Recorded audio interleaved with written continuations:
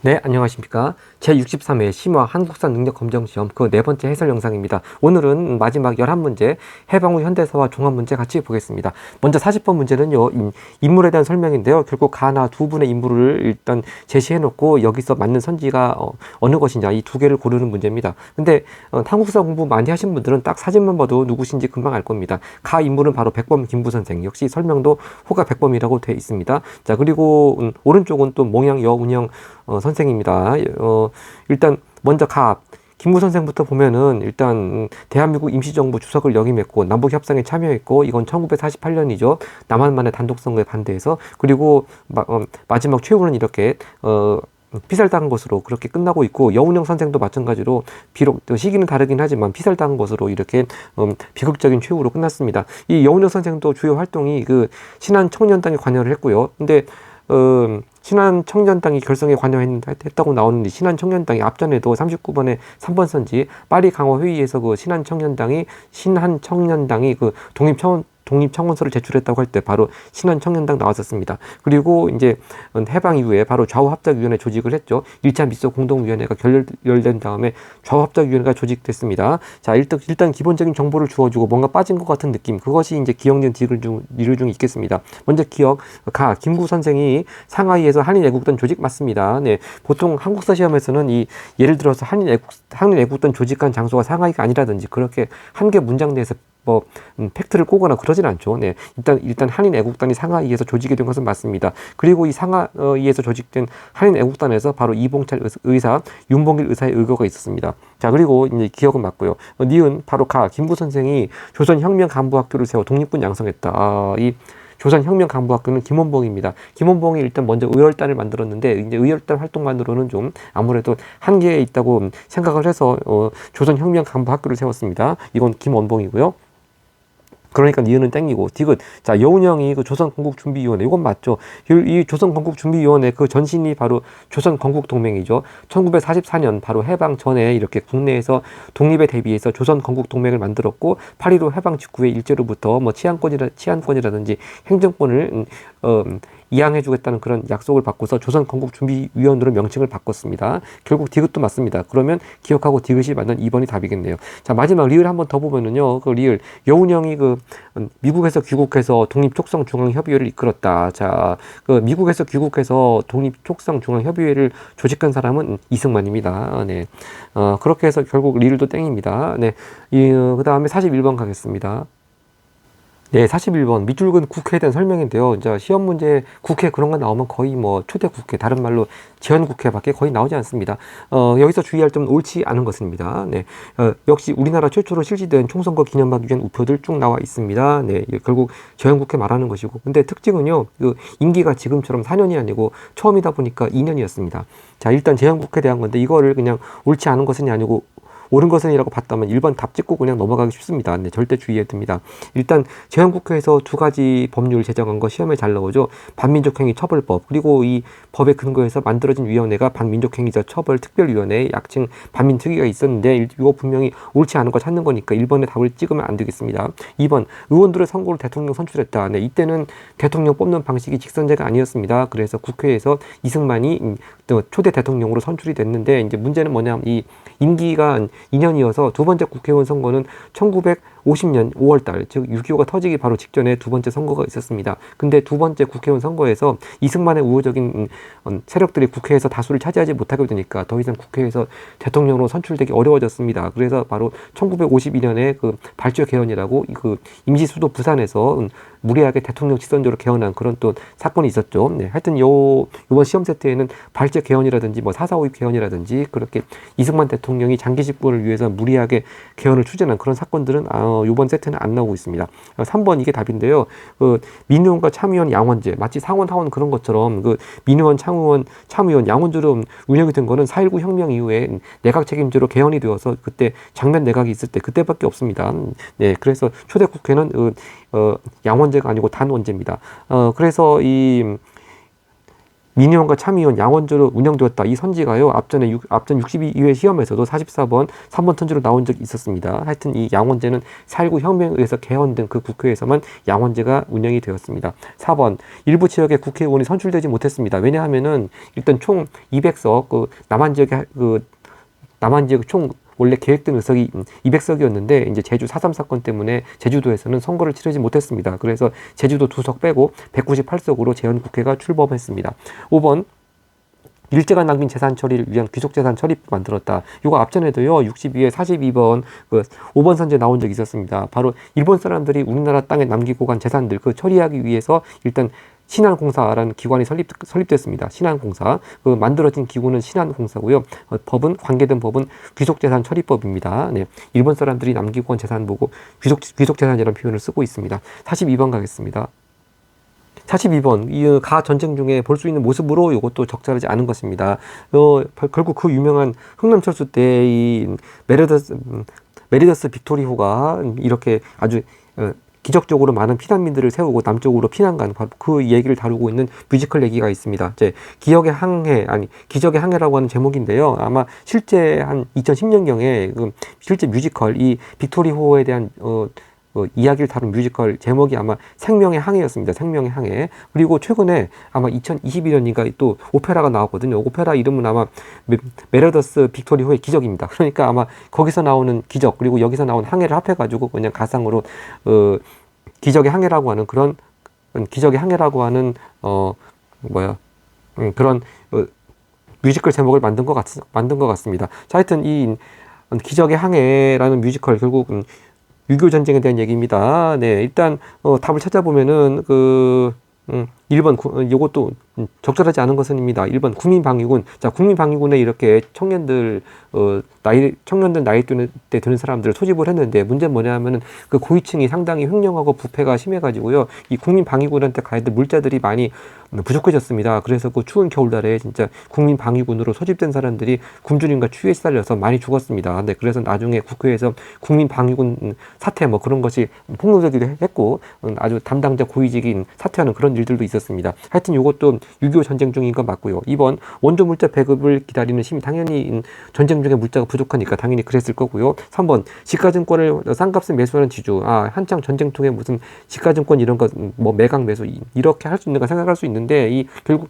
시가증권이라고 하는 게 근거가 농지개혁법이라고 요것도 역시 앞에서 봤던 재헌국회가 1949년에 공포한 법이죠. 즉 유상매수 유상분배 지주들은 돈 받고 시가증권을 통해 가지고 돈을 받고 이제 실제 정착하지 않는 농지를 매각하는데 이제 그때 나오는 증권이 지가증권입니다. 이 1949년부터 농지계약법이 시행됐으니까 이게 계속 이후부터 계속 이제 지가증권을 통한 농지 매매 절차가 계속 시행이 됐었죠. 그러니까 전쟁 중이라고 이런 거 못했겠지 그렇게 생각할 필요가 없겠습니다.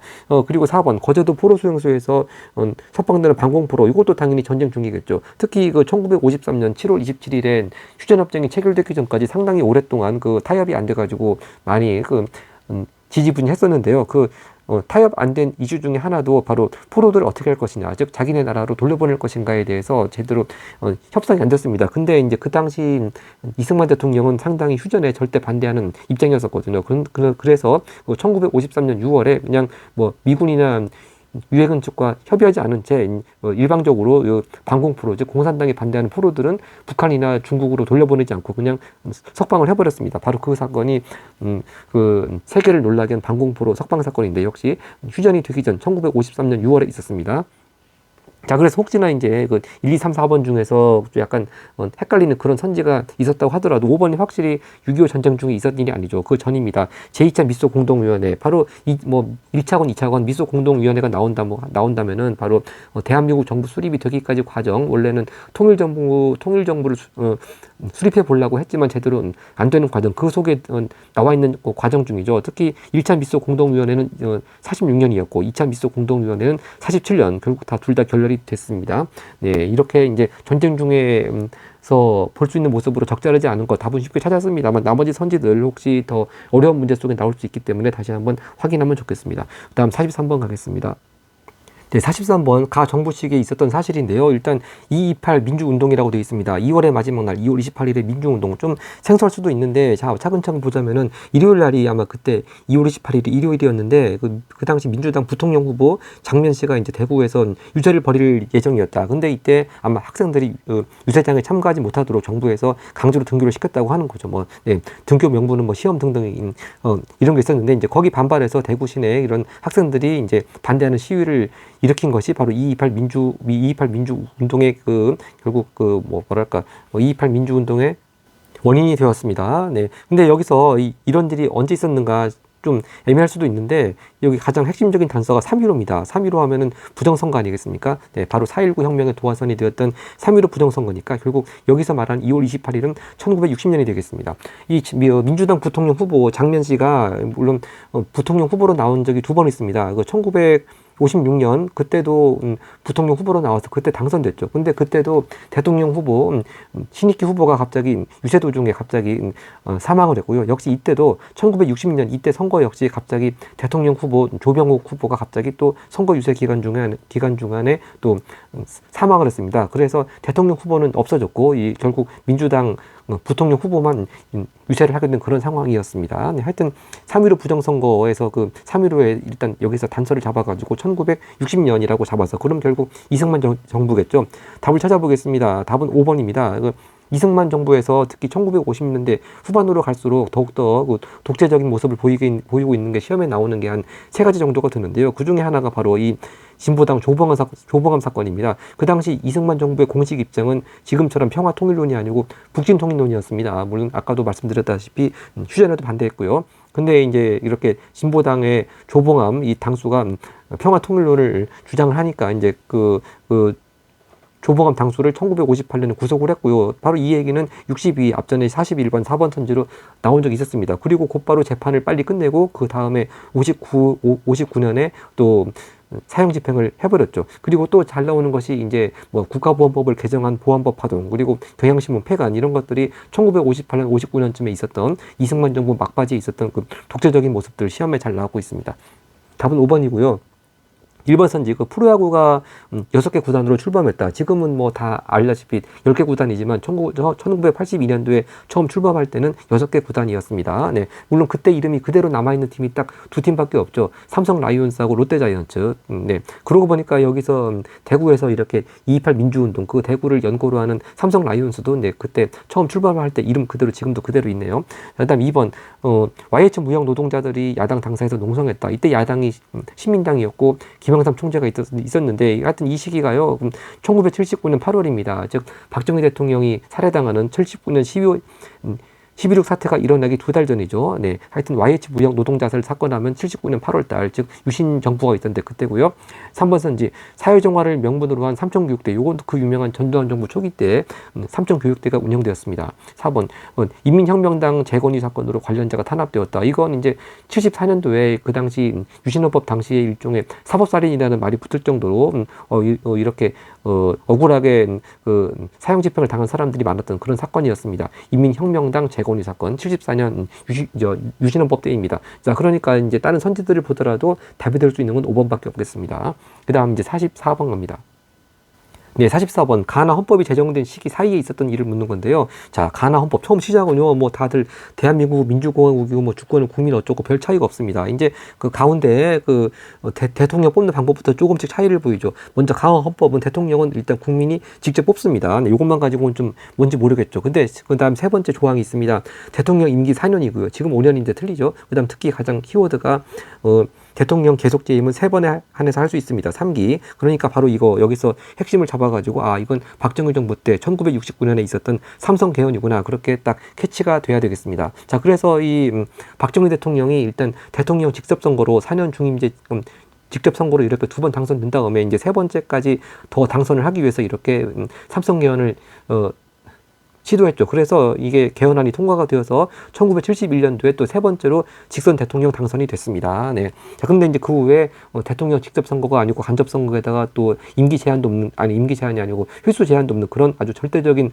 헌법으로 바뀌게 되죠. 바로 그것이 나헌법, 유신헌법이 되겠습니다. 그 내용 역시 두 번째 조항을 보면은 대통령을 국민이 뽑는 것이 아니고 통일주체 국민회의에서 뽑습니다. 더군다나 토론도 없이 뽑네요. 이 통일주체 국민회의에서 뽑는 게 앞전 시험에도 42번 2번 선제 이런 내용이 나왔었습니다. 바로 통일주체 국민회의가 나오면 뭐 긴급조치 그런 거와 더불어서 유신헌법의 대표적인 키워드죠. 특히 이때는 대통령 임기가 6년이고 더군다나 뭐 여기 중임 제한 그런 것도 없습니다. 평생토록 출마할 수가 있는 거죠. 그 다음에 더군다나 대통령은 국회를 해산할 수도 있고요. 또 여긴 안 나오지만 뭐 대통령이 국회의원의 3분의 1도 임명할 수가 있습니다. 네, 지금으로 말하면 상상할 수도 없는 진짜 대통령한테 절대적인 권한을 준 그런 헌법이었습니다. 유신헌법. 하여튼 이 유신헌법이 공포가 된 거는 아까 전에 봤듯이 이 삼선 개헌으로 세 번째 대통령 직선으로 당선된 때가 71년이고 그 다음에 72년 12월에 이렇게 유신을 선포하고 유신헌법을 공포했습니다. 그러니까 1969년과 72년 12월 사이를 좀 촘촘하게 묻는 건데요. 1번 먼저 지방자치제가 전면적으로 시행됐다. 자, 아무래도 박정희 정부 때 지방자치제가 전면 시행, 이건 좀 컨셉이 잘 맞지 않죠. 김영삼 정부 때 1995년에요. 일단 지방자치단체장까지 다 직선 선거를 통해서 뽑음으로써 이제 그때 지방자치제가 전면 시행됐습니다. 그 전까지는 노태우 정부 때까지는 지방의회 의원들까지만 선출했는데 김영삼 정부 들어와서 95년에 다 자치단체장까지 지금하고 똑같이 그렇게 전면적으로 다 직선 선출을 하게 됐습니다. 2번 여수 순천 11구 사건이라고 하는 거 그 48년 4월 3일쯤부터 제주도 4.3 사건이 계속 진행이 되었고 이제 그것이 제대로 잘 뭐라고 해야 되나?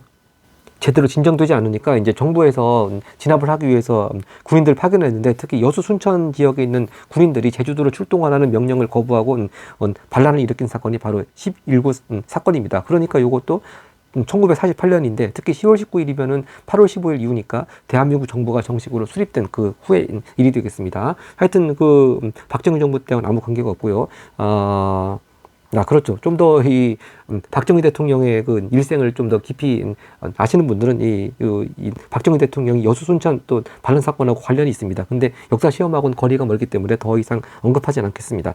3번 일부 군인들이 5.16 군사정변을 일으켰다. 이것도 박정희 대통령이 처음 정권을 잡게 되는 그런 사건인데 이것도 근데 둘 사회 시기와는 관계가 없죠. 하여튼 5.16 군사정변은 61년입니다. 자, 답은 결국 4번입니다. 서울과 평양에서 이때 그 7.4 남북 공동성명이 발표가 됐었거든요. 그래서 통일 분위기가 막 무르익었습니다. 근데 1972년 7월 4일 이렇게 통일 분위기가 무르익자마자 얼마 안 돼서 이렇게 이런 평화 통일에 대비해야 된다는 명분으로 유신헌법이 공포가 됐습니다. 그러니까 답은 4번이 되겠습니다. 5번 한일 국교 정상화에 반대하는 6.3 시위. 이것도 박정희 정부 때인데요. 이 6.3 시위가 벌어진 때는 64년이고요. 그 다음에 65년에 이른바 한일 국교 정상화, 다른 말로 한일 기본 조약이 체결됐습니다. 네, 그다음 45번 가겠습니다.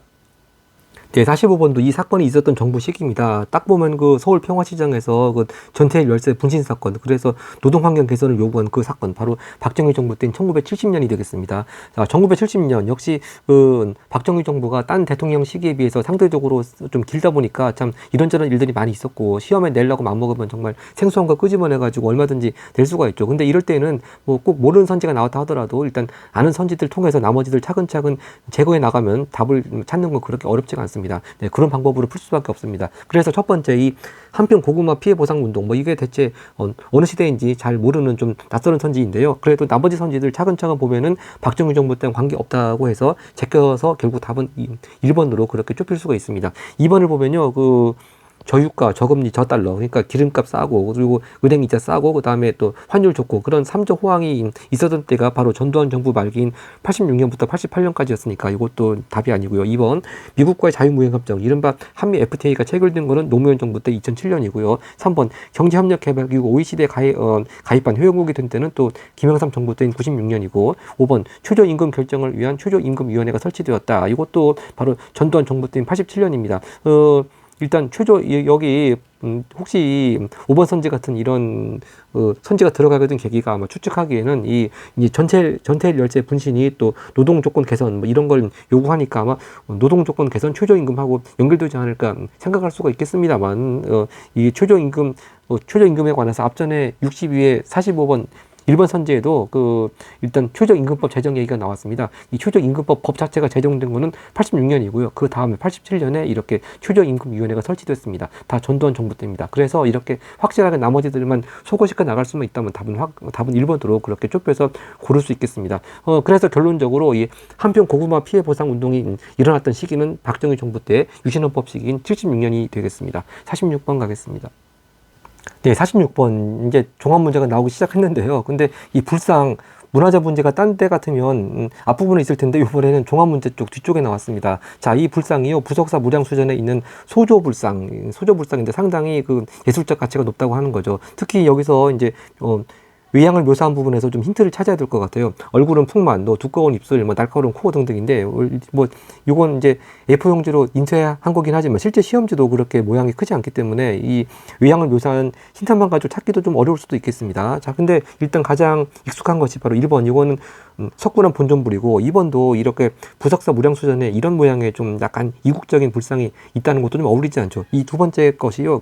금동 관음보살이 앉아 있는 상, 금동 관음보살 좌상입니다. 이런 명칭의 불상이야 많이 있는데 이건 좀 특이하게 라마교의 영향을 받은 그런 모습을 하고 있고요. 3번은 좀 색깔이 좀 어두칙칙하죠. 바로 이것이 이제 경기도 하남시에 있는 하사창동에 있는 철불입니다. 네, 철로 만들었기 때문에 색상이 이렇습니다. 그다음 4번은 바로 그 유명한 반가사유상이죠. 네, 금동 미륵보살 반가사유상도 있고 여러 가지 재료와 다양할 수 있는데 그래도 바로 최근 전까지도 바로 국립중앙박물관에서 딱 반가사유상만 딱 모아놔가지고 일종의 사유예방 그런 걸 만들어서 상당히 많이 인기를 끌었습니다. 네, 이런 자세를 하고 있는 반가사유상. 자, 답은 결국 5번입니다. 네.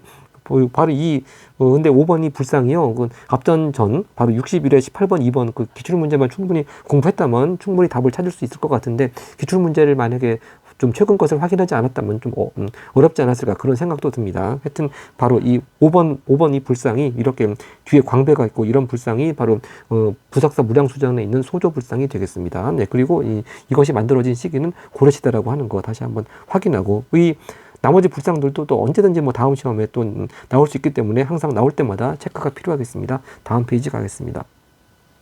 네, 그 다음 47, 48번 통시적인 문제로 쭉 연결되어 있는 두 문제가 있는데요. 요 세트에서는 좀 약간 재미있는 전쟁 이야기, 그런 전투 이야기를 가지고 통시적으로 문제를 만들었습니다. 먼저 순서를 쭉 나열해야 되는 문제가 먼저 나오겠습니다. 자, 먼저 가 전투를 보면은 살리타이가 나옵니다. 살리타이 하면 몽골군 장수죠. 처인성 공격했다. 바로 처인성 나오고 살리타이 나오고 또 어떤 승려가 살리타이를 화살로 쏘아주겠다. 바로 사살이라고 하죠. 이것이 몽골 2차 침입 때 연도로 말하자면 고려 1232년 때고요. 여기서 말하는 살리타이를 사살한 승려가 바로 김윤우죠. 이때는 승려 신분이었습니다. 이렇게 큰 공을 세웠기 때문에 정부에서는 상장군 벼슬을 주었지만 바로 김윤우는 이렇게 거절했습니다. 나중에 김윤우가 또 한 번 나오는 게 충주성 전투가 나오죠. 몽골 6차 침입 때 충주성 전투가 나오는데 그때는 승려 신분이 아닙니다. 그래서 그림으로 이렇게 자료가 나올 때는 처인성 전투 나올 때는 승복을 입은 모습으로 나오고 충주성 전투 나올 때는 또 승복을 입지 않은 보통 장군 복장하는 그런 모습으로 나옵니다. 하여튼 이건 고려 때 몽골 2차 침입 김윤우의 처인성 전투고요. 다음 두 번째 나를 보겠습니다. 여기서 핵심어는요. 일단 평양 얘기가 나오고 또 특히 보장왕이 나옵니다. 보장왕은 고구려 마지막 임금이고 또 연남산 다 영계소문의 가족들이죠. 자, 그리고 결국 이 얘기는 진짜 평양이 나오고 보장왕이 나오니까 결국 고구려 멸망 때를 가리키는 전투가 되겠습니다. 즉 고구려 멸망한 시기는 668년이고요. 여기서 좀 우리가 주목해 볼 게 여기 마지막 줄에 김인문이라는 사람이 나옵니다. 김인문 앞전에 6번에 2번 선지에 강수가 지었다고 하는 통일신라에서 의교문서에 능한 강수가 지었다고 하는 청방윤표가 바로 거기서 나온 인문이 김인문입니다. 문무왕의 동생이죠.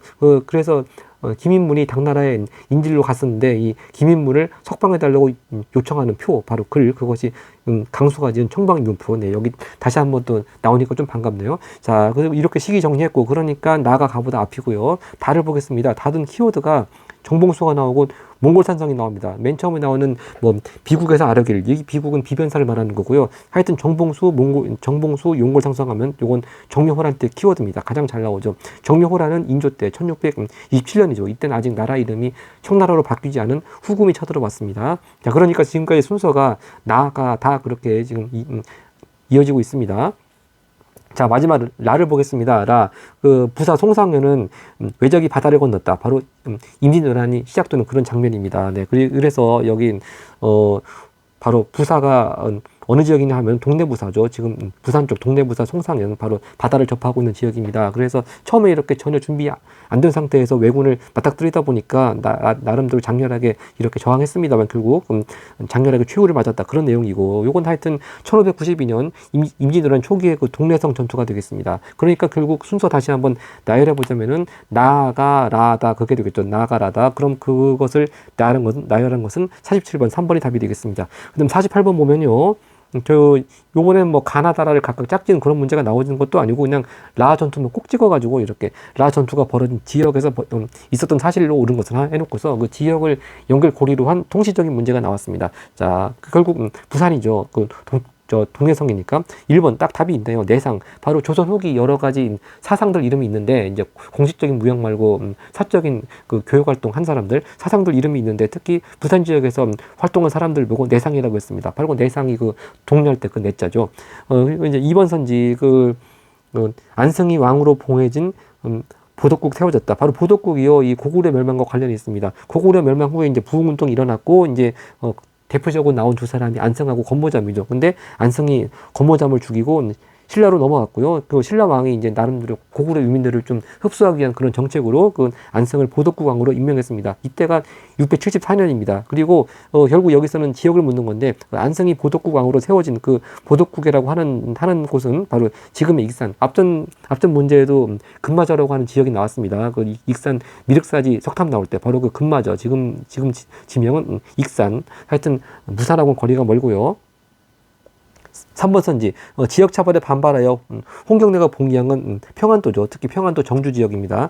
이 시기는 순조 때 1811년. 하여튼 지역적으로 틀리고요. 4번 만적은 최충원의 노비니까 고려수도 개경에 있었겠죠. 즉 만적을 비롯한 이런 신분해방을 도모한 난이 발생한 장소는 개성이고요. 개경. 그리고 5번 선지, 지주 문제철의 횡포에 맞서가지고 소작쟁이가 일어난 곳, 바로 전라남도 신안군에 있는 암태도가 되겠습니다. 1923년 암태도 소작쟁이. 앞전에 형평운동 문제도 나왔습니다만 이 암태도 소작쟁이도 23년에 있었고요. 하여튼 일제강점기 때 23년에 여러 가지 일들이 있었는데, 특히 금년이 또 2023년 아니겠습니까? 딱 그런 1923년에 있었던 일들로부터 100주년이 되는 해다 보니까 이제 이 1923년에 있었던 일들을 좀 많이 시험 출제 예상 테마로 주목을 해야 될 것 같습니다. 네, 49번 가겠습니다.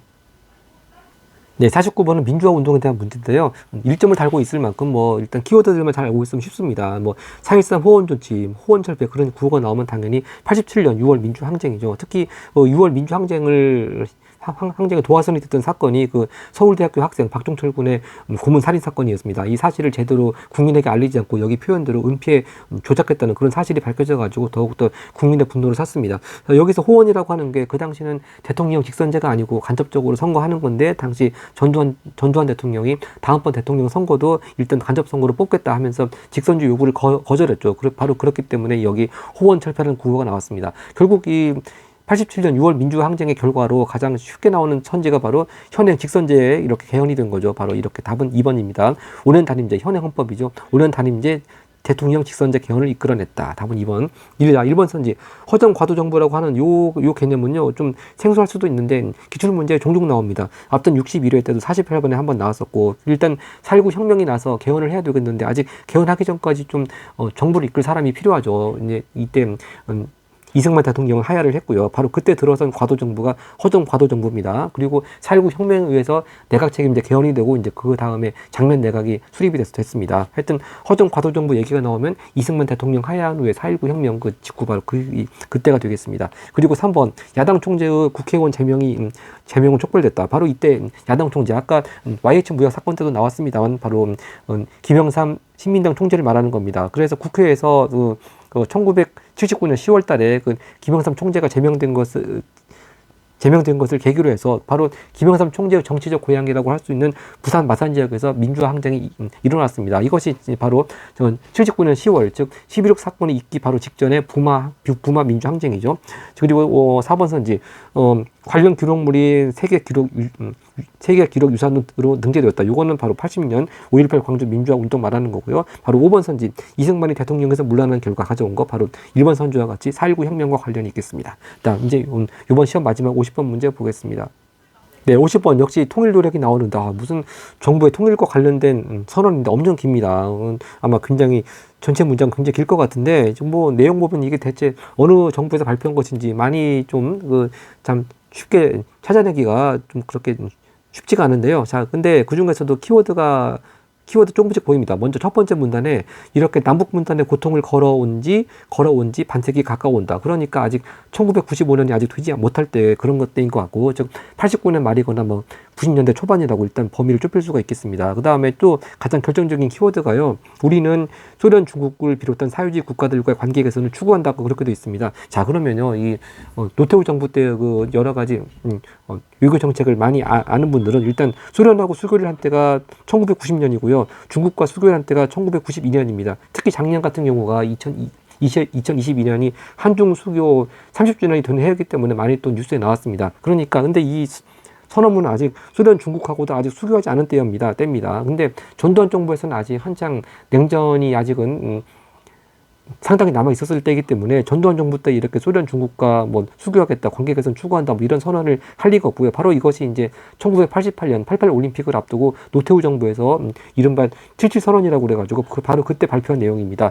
자, 그러니까 여기 소련, 중국을 비롯한 사회주의 국가들과 관계 개선 추구한다. 바로 이런 내용에서 딱 감을 잡아가지고 노태우 정부 때 77선언, 하여튼 최소한 노태우 정부 때라는 것만 감을 잡으면 답은 찾기 쉽죠. 노태우 정부 때 통일 노력으로 제일 많이 나오는 게 바로 1991년에 있었던 남북한 유엔 동시가입 4번 같이 또는 뭐 남북 기본 합의서라든지 이런 거 늘 나오는 겁니다. 네, 그래서 이 문제는 여기서 키워드를 딱 캐치해가지고 노태우 정부 때의 선언이라고 하는 것도 기왕 이제 이렇게 나온 김에 선언 내용은 88 올림픽 직전에 77 선언이었다고 하는 거 다시 한번 체크하고요.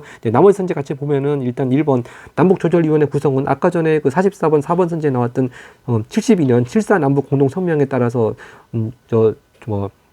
따라서 구성된 것이 남북조절위원회죠. 여기서 이산가족 상봉 그런 논의가 있었습니다. 그리고 2번 개성공업지구 건설 합의한 거자. 합의까지 한 거는 김대중 정부 때인 2000년 6월 15일 최초의 남북 정상회담 때 합의했고요. 실제 공사에 착공을 하고 완성된 거는 노무현 정부 때고요.